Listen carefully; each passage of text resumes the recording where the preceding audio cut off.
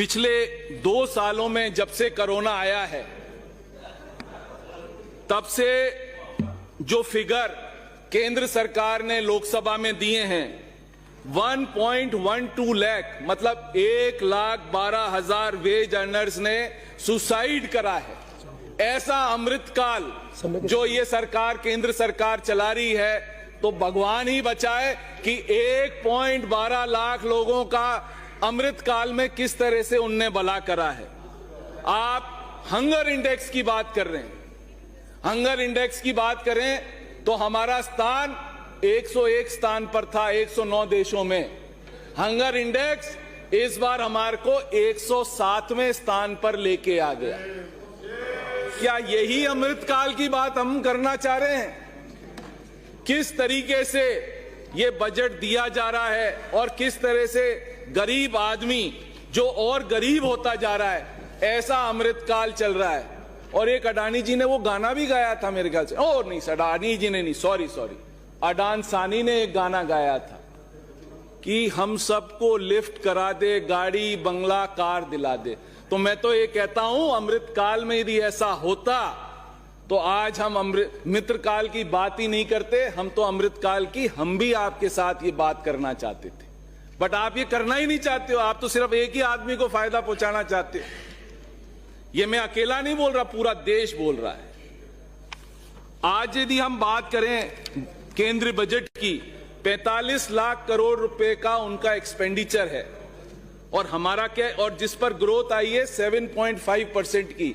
यदि हम इन्फ्लेशन को अकाउंट में लें तो लास्ट ईयर का बजट और इस साल के बजट में इन्फ्लेशन के बाद कोई डिफरेंस नहीं आया है। इसी तरह से राजस्थान सरकार का यदि हम बजट लेते हैं तो हम 2.97 लाख करोड़ का खर्चा करते हैं, विच हैज इंक्रीज्ड बाय 7.1%। 7.1% की बात करते हैं तो ये भी इन्फ्लेशन से हम लगाएंगे तो करीब करीब जो पिछले साल हमने खर्च करा था वही हम इस साल खर्च कर रहे हैं। इसी तरह के रिसीट का है, इस साल रिसीट में केंद्र सरकार को 17.16 लाख करोड़ मिलेंगे। उनने ये बताया कि हमारे को 11.17% इंक्रीज होगा ओवर द रिवाइज्ड एस्टिमेट। और इसी तरीके से राजस्थान सरकार ने भी जो अपना बजट पेश करा उसके अंदर 2.34 लाख करोड़ का इंक्रीज आया और वो भी करीब करीब 8.4% का, तो कोई डिफरेंस नहीं। अब हम रेवेन्यू डेफिसिट की बात करें साहब, रेवेन्यू डेफिसिट केंद्र सरकार का 2.9% ऑफ जीडीपी है। राज्य सरकार ने जो बजट दिया उसका रेवेन्यू डेफिसिट 1.6% ऑफ जीडीपी है। ये अब आप सबको विदित है कि रेवेन्यू डेफिसिट किसका कम है, केंद्र सरकार का या राज्य सरकार का। इसी तरह से फिस्कल डेफिसिट की बात करें, हमने फिस्कल डेफिसिट अपने पेपर्स में भले ही 4% दिखाया हो बट वो 4% नहीं है। एफआरबीएम एक्ट की तरह के तहत हमें 3% प्लस पावर रिफॉर्म्स में 0.5% हमारे को मिलेगा। हमने 4% दिखा रखा है, हमने वो कंपोनेंट अपना इसके अंदर ले रखा है जो जीएसटी में पैसा केंद्र सरकार ने लोन के रूप में लिया है और वो सेस के थ्रू दे रहे हैं, वो हमारे को लोन के रूप में दिया है बट ओवर द इयर्स वो ग्रांट में बदल जाएगा। चूरू से आने वाले हमारे जो विधायक महोदय हैं वो जो गड़बड़ का जाल करते हैं, कुछ पढ़ते हैं कुछ समझाते हैं, आपने कई बार देख लिया। तो सरकार हजूर ये 3.5% ही है, आप अपने फिगर्स को कब्जा करके करेक्ट कर लें, इतना ही कहना चाहता हूं। बिल्कुल रिकॉर्ड ठीक है, ये रिकॉर्ड ठीक है क्योंकि आपकी केंद्र सरकार ने सरकार सुने, मैं भी दूंगा। ये एफआरबीएम एक्ट आपने दिया है 2023-24 का, पेज 19 पर देख लो क्या है। आप इधर इसको भी सरकार I may be wrong, I wanted to be wrong, I may be wrong, I wanted to be wrong. किताबें भी ठीक करा। You are always wrong. सदस्य, आप पढ़ते कुछ है बताते कुछ है, आप पढ़ते कुछ है और बताते कुछ। माननीय सदस्य आप इधर संबोधित करिए, उधर नहीं। नो सभापति महोदय सनसनी फैलाने के लिए ये गोचा कर रहे हैं मेरी तरफ।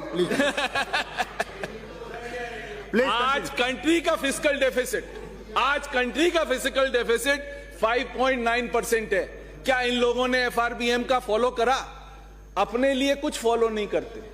केंद्र सरकार अपने लिए कुछ फॉलो नहीं करती। वो सब फॉलो किसको कराना है?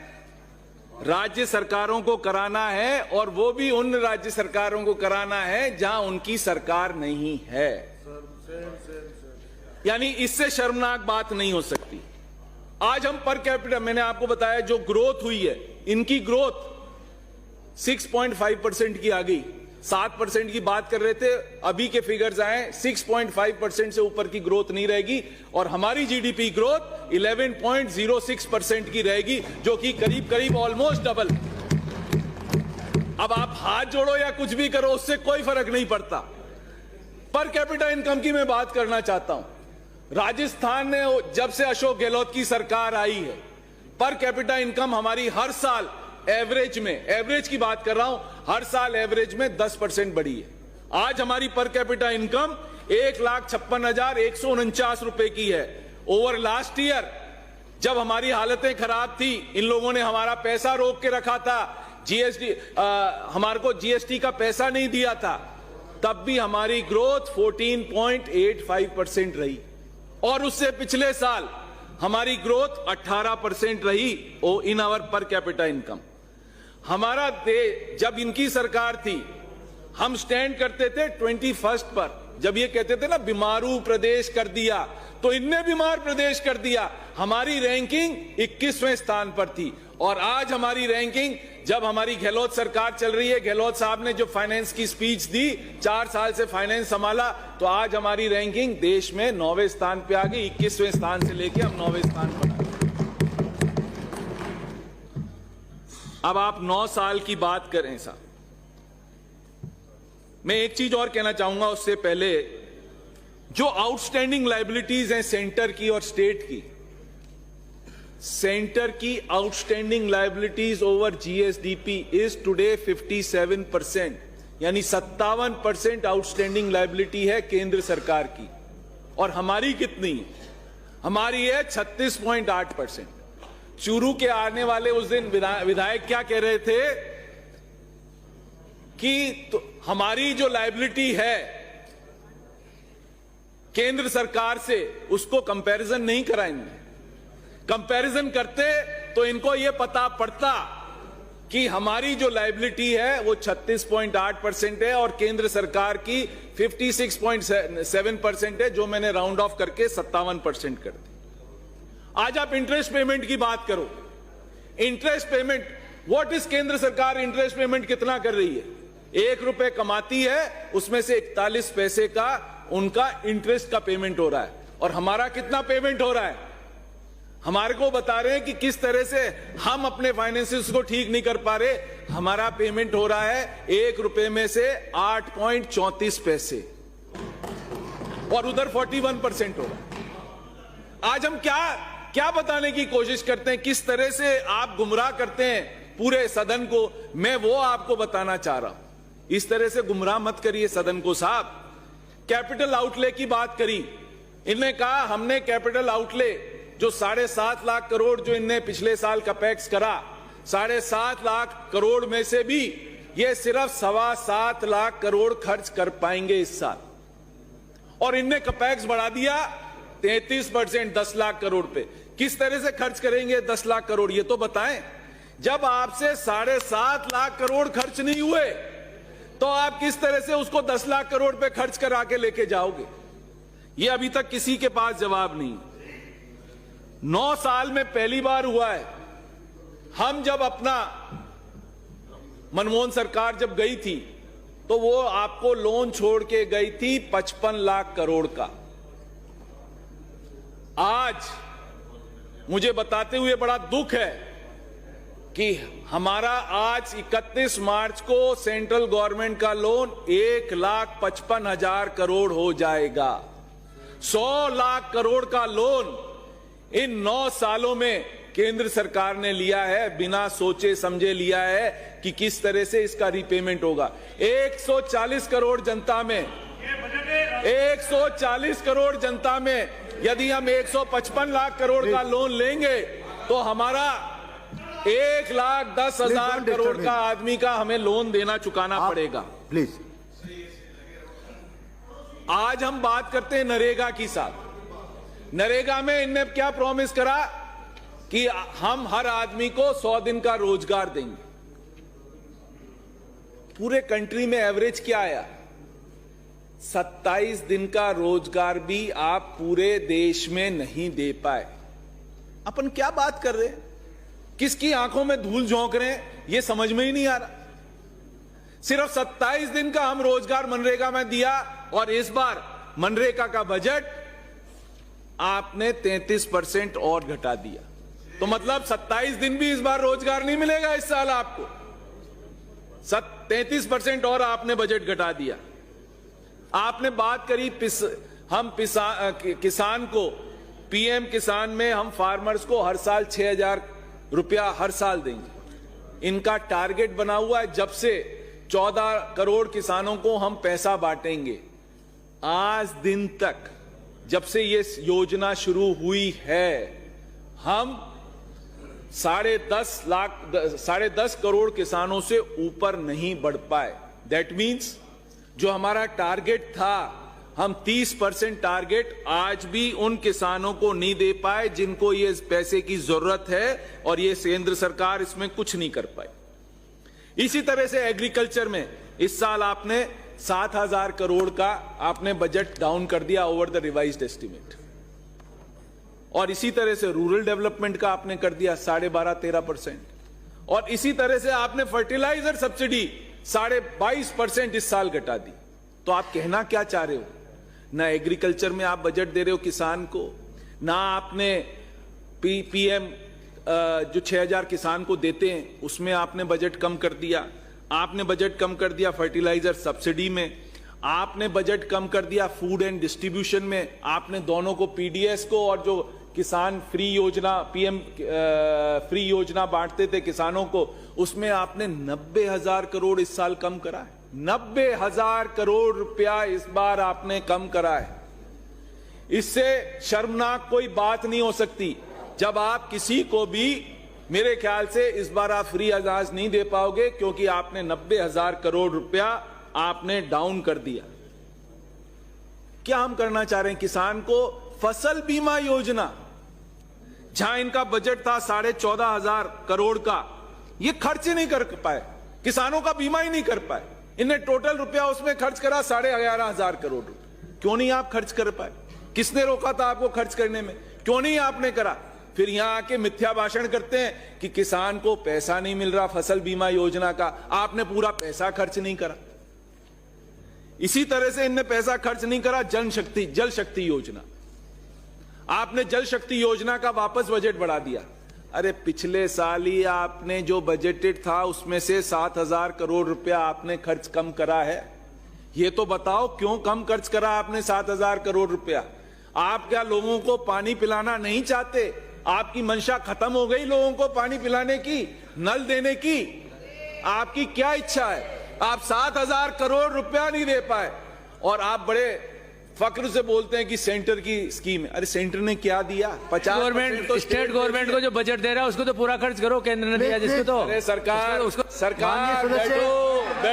बैठो, सुनने का मादा रखो।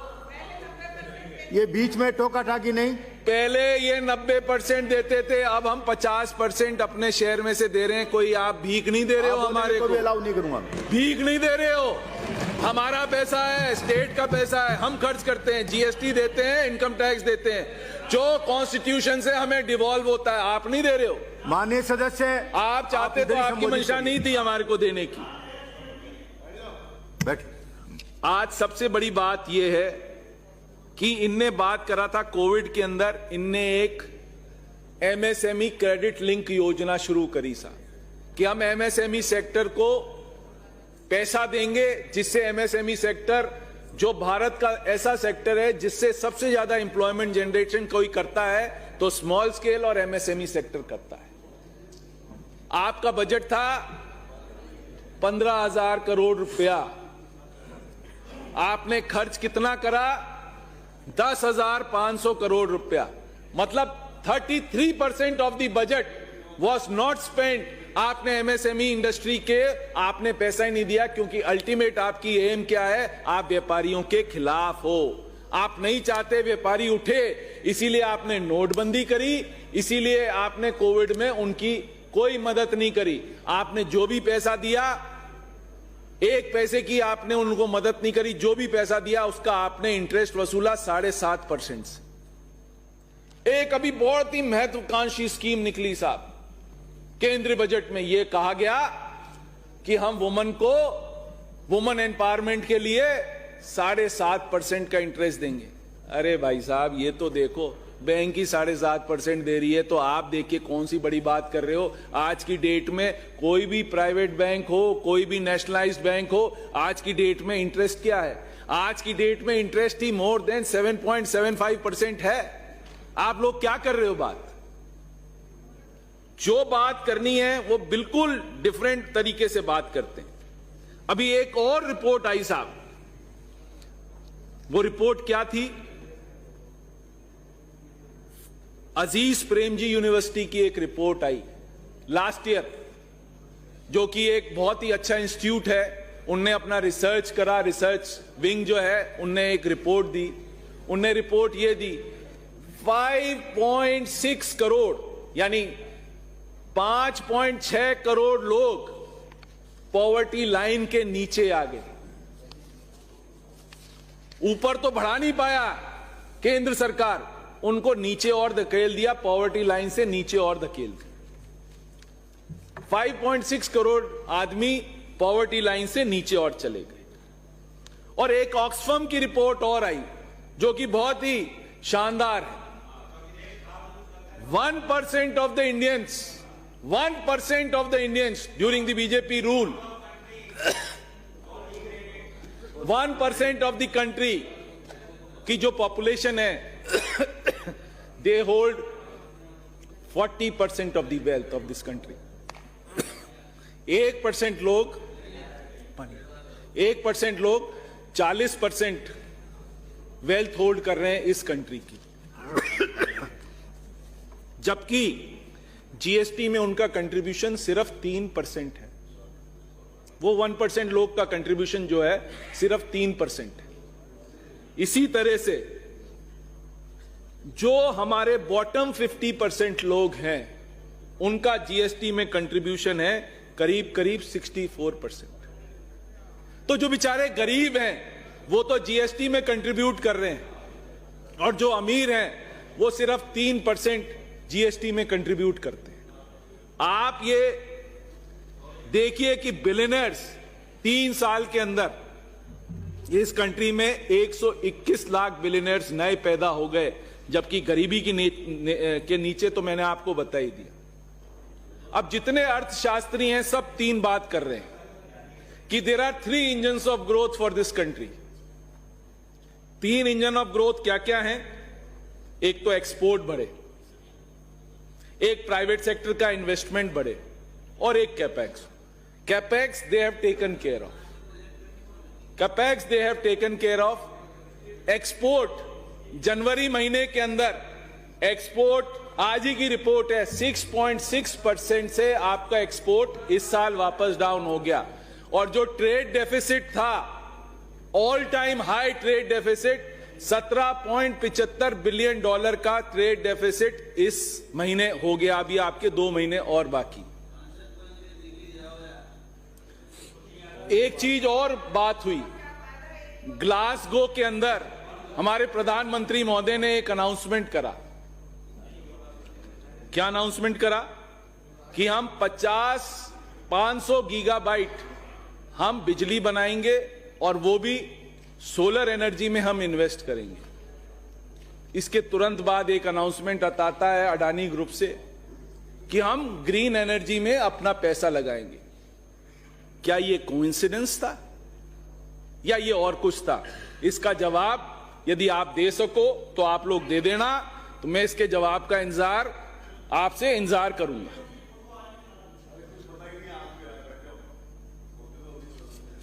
अब सबसे बड़ी बात आई, जो अब हमारा स्टेट का जो बजट आया है, मुख्यमंत्री जी ने जो दिया है, उस पर मैं बोलना चाहूंगा। आपस में बात नहीं करें। सर वो नहीं, जब आप लोग बोलते हैं कोई डिस्टर्ब नहीं करता तो लेट हिम स्पीक। गलत है, बोलिए आप। इन एजुकेशन डिपार्टमेंट जो एजुकेशन पर है, इस साल हम लोग खर्च कर रहे हैं 57.953 करोड़ रुपया सिर्फ एजुकेशन पर, जो कि हमारे बजट का 19.5% है। हम राज्य की जब हम अपनी जनता को एजुकेट करेंगे तभी जब जाके हम एम्प्लॉयमेंट जनरेट करेंगे, तभी हमारे लड़के दूसरे प्रदेशों में जाएंगे, नई नौकरियां ढूंढेंगे, नया एम्प्लॉयमेंट होगा तो नए स्टार्टअप्स करेंगे। इसी बार इसीलिए बजट के अंदर पहली बार हुआ है कि जो स्टार्टअप्स हैं उनके लिए मुख्यमंत्री महोदय ने 25 लाख रुपए से बढ़ा के सीड मनी 1 करोड़ रुपए तक कर दी। और केंद्र सरकार ने क्या करा, यह भी आप सुन लो। स्टार्टअप को मारने के लिए केंद्र सरकार ने क्या करा? केंद्र सरकार ने एंजल टैक्स लगा दिया। आप समझते हैं एंजल टैक्स क्या होता है? इधर बताओ आप। इधर सर मैं पूछ रहा हूं उनसे। नहीं, इधर बताइए आप। एंजल टैक्स वो होता है जब आप लमसम एक सेल करते हो अपने शेयर का किसी भी फॉरेन इन्वेस्टर को। इंडियन इन्वेस्टर्स पे तो लगा ही था टैक्स। पहली बार हुआ है स्टार्टअप्स को खत्म करने के लिए केंद्र सरकार ने एंजल टैक्स लगा दिया। जो बाहर का इन्वेस्टमेंट आता है अब वो भी टैक्सेबल हो जाए। स्टार्टअप सब इसके लिए खड़े हो गए, सरकार के खिलाफ है कि फॉरेन इन्वेस्टमेंट ही नहीं आएगा हमारे पास। क्या करें? एंजल टैक्स लगा दिया, स्टार्टअप्स को आप खत्म करने की बात करें। क्योंकि हर बजट में नया बजट आता है तो कभी आता है स्टार्टअप इंडिया, कभी आता है मेडअप इंडिया, कभी आता है एग्रीकल्चर में हम फार्मर्स की इनकम डबल कर देंगे। और हर साल हम एक नया सगुफा फेंक देते हैं। ये सब सगुफों को भूल जाते हैं और एक नया सगुफा फेंक देते हैं। उस दिन एक बार लास्ट ईयर बोला कि डिफेंस यूनिवर्सिटी खोलेंगे, डिफेंस यूनिवर्सिटी की ईंट तक नहीं लगी आज तक। ये जो बोलते हैं ना केंद्र सरकार की, क्यों कि जीएसटी के बाद हमारी सोवरेनिटी खत्म हो गई है स्टेट्स की। हम डिपेंडेंट हो गए हैं सेंटर पर, क्योंकि पैसा डिवॉल्व सेंटर से आता है, सेंटर के अकाउंटों में जमा होता है। इसलिए सेंटर की बात करनी पड़ती है मेरे को, नहीं तो मैं सेंटर की बात एक भी दिन नहीं करता। हेल्थ एंड फैमिली वेलफेयर में इस बार हमारा budget we have grown by 10%। हर जगह नई सीएचसी, कहीं पीएचसी, कहीं सब सेंटर। हमारे मंत्री जी ने पूरे सिस्टम को एक ऐसा कर दिया आपके कहीं सीएचसी पीएचसी में कहीं डॉक्टर्स की कमी नहीं होने देंगे। अभी 1786 डॉक्टरों की नई भर्ती हुई है, उन डॉक्टरों की पोस्टिंग हो रही है। हर जगह आपको डॉक्टर मिलेंगे। सिस्टम इंप्रूवमेंट की तरफ है। जो सिस्टम 5 साल से कंप्लीटली इनने दवाइयां बंद कर दी थी, इनने नई स्कीम लगाई भामाशाह, जिसमें करप्शन का इतना ऊंधा लोगों ने करप्शन करा, वो स्कीम अपने आप फेल हो गई। अब ये चिरंजीवी स्कीम को इसीलिए तो नहीं बचा पाते। चिरंजीवी स्कीम में पहली बार हुआ कि 10 लाख से इलाज 25 लाख तक आप चिरंजीवी स्कीम में करा सकते हो। किसी की डेथ हो जाए 5 लाख से आप 10 लाख रुपए तक आपको डेथ कैजुअलिटी पर आपको बीमा मिल जाएगा। जो एक गरीब आदमी जिसको पहले राज्य सरकार 1-1 लाख और 2-2 लाख रुपए देती थी, अब इन केस ऑफ एक्सीडेंट उसको 10 लाख रुपए का बीमा मिलेगा। तो करीब करीब उनके बच्चों का जो भविष्य है वो काफी ठीक रहेगा, क्योंकि उसको ना सिर्फ ये मिलता है, विधवा पेंशन मिलती है, पालनहार योजना में उसको पैसा मिलता है, और इंदिरा रसोई से वो 16 रुपए में खाना खा सकता है। ऐसी सोशल सेक्टर्स की स्कीम निकली है, 16 रुपए में वो खाना भी खा लेगा, मतलब 500 रुपए में वो दोनों टाइम खाना खा लेगा। आपने शहरी नरेगा शुरू कर दी, आपने नरेगा शुरू कर दी कि जहां 100 दिन का रोजगार मिलेगा वहां आपको 25 दिन रोजगार और मिलेगा, और शहरी नरेगा में भी आपको 100 दिन के अलावा 25 दिन और दे। आपको किसने रोका था 4 साल 5 साल पहले आप ये शुरू करते? किसी ने रोका था क्या आपको? कोई नई चीज कोई मुख्यमंत्री लेके आए, बुराई के अलावा इनको कुछ नहीं है, कोई सराहना करने का इनका काम नहीं। पहली बार हुआ है जब हमारे बड़े बूढ़ों को सम्मान मिला है। उनकी आज पेंशन 750 रुपए से 1000 रुपए होगी। यह सम्मान बड़े बूढ़ों का है। जहां गांव में हम देखते हैं कि लड़के बड़े बूढ़ों को देखते तक नहीं थे, उनकी तकलीफ भी नहीं करते थे, अब वो 1000 रुपए में अपना घर खर्च आराम से चला सकता है क्योंकि जमीन उसी के नाम रहती। इतना सोशल सेक्टर पे इतना काम जो करा है वो अशोक गहलोत सरकार ने करा है और किसी भी नहीं करा।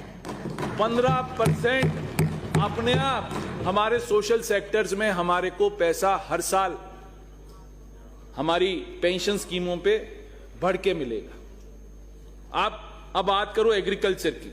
एग्रीकल्चर में हमारा बजट इस बार हमने करीब 4.4% से एग्रीकल्चर बजट बढ़ाया है।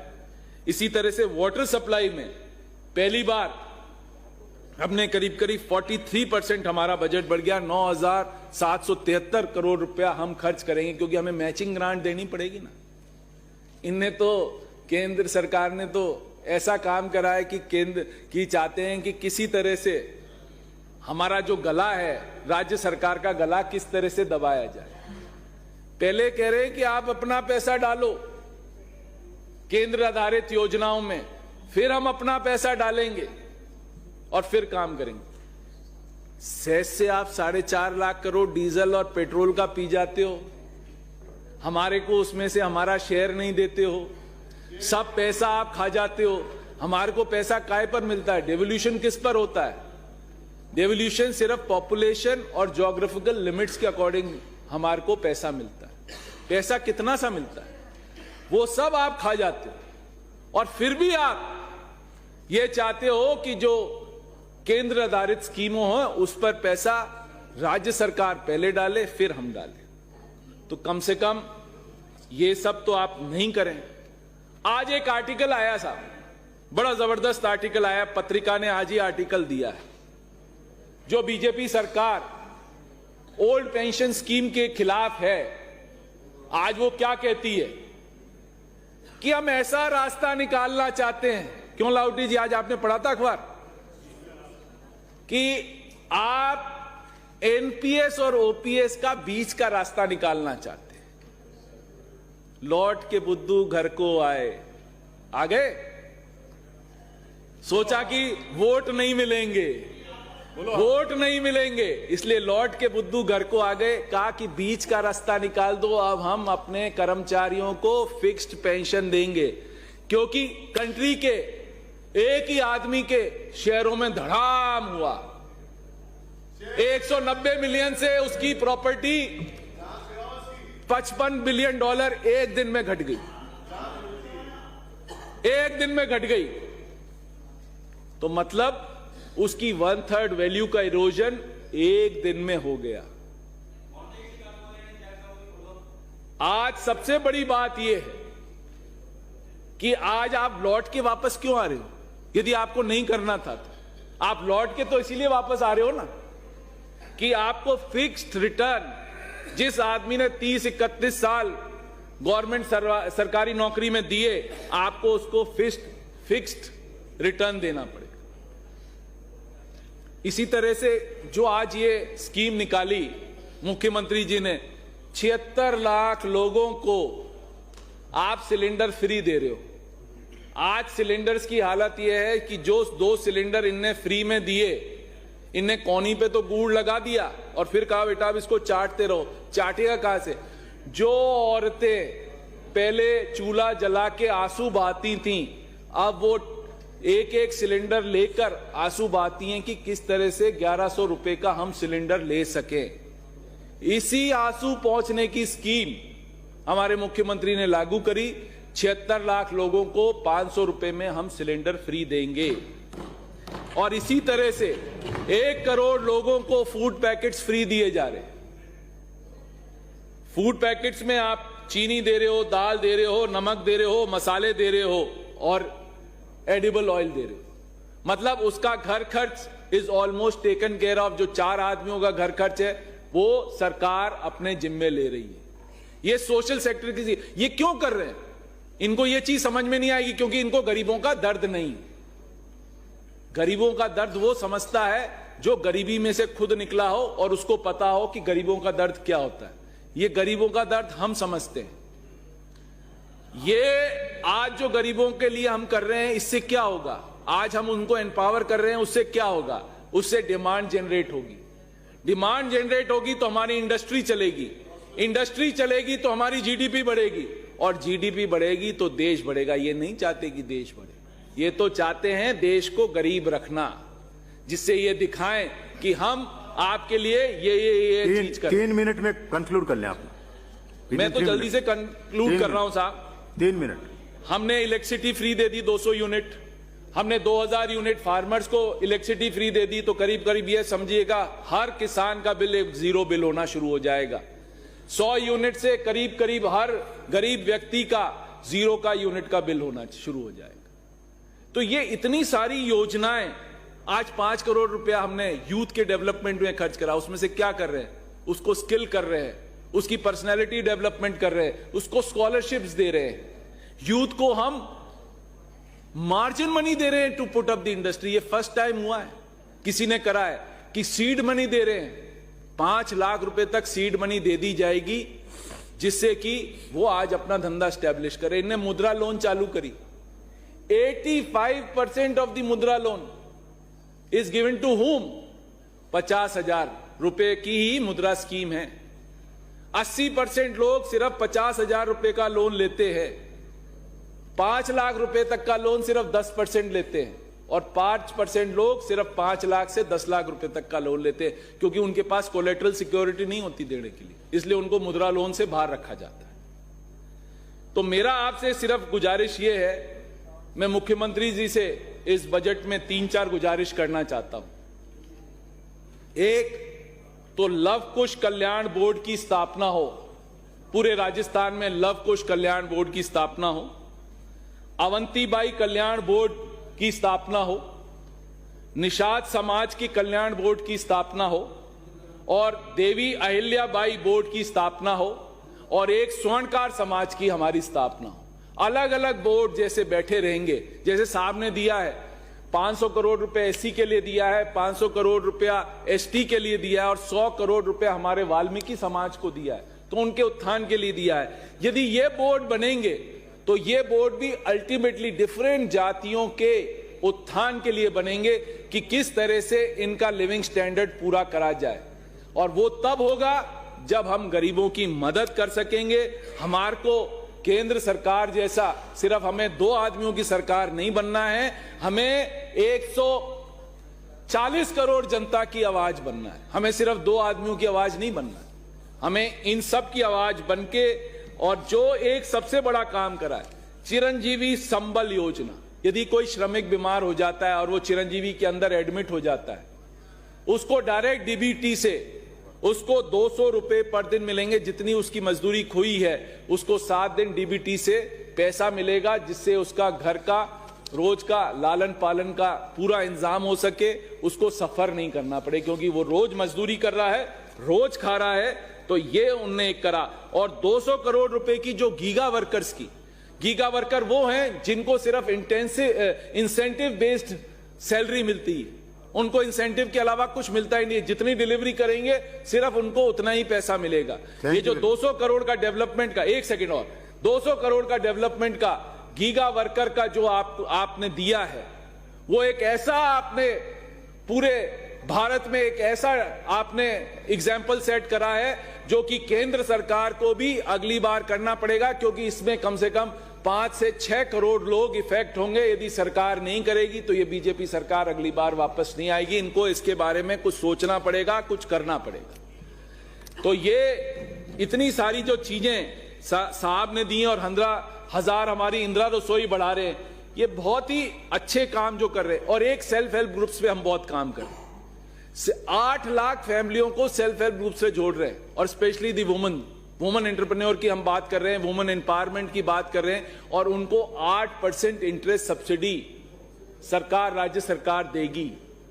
ये बहुत ही एक ऐसा वर्क है जो हमने वुमन अपलिफ्टमेंट के लिए काम करा, बहुत ही अच्छा काम कर रहे हैं हम लोग।